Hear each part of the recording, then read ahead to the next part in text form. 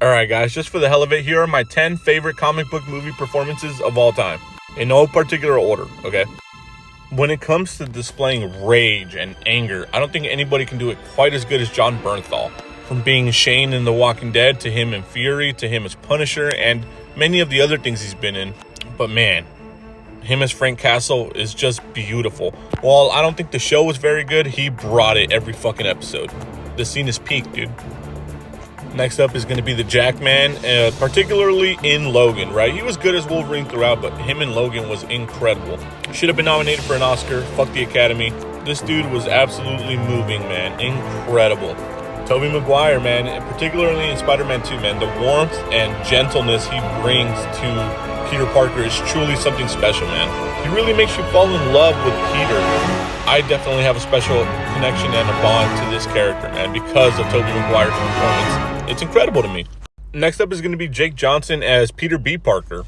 There's something special he brought to this role. It might have to do more with the writing, but his voice acting was phenomenal, and he really gave off that depressing tone, and he just set the tone perfectly for this Peter.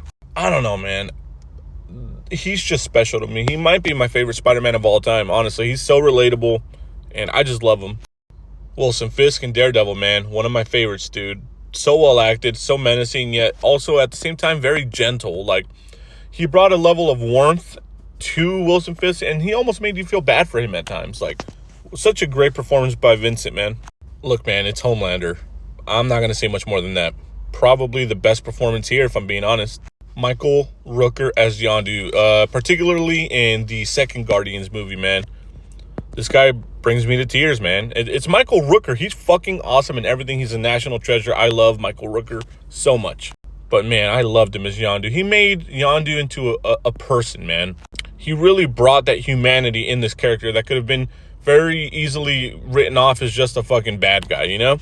Rosemary Harris, particularly in Spider-Man 2 as Aunt May.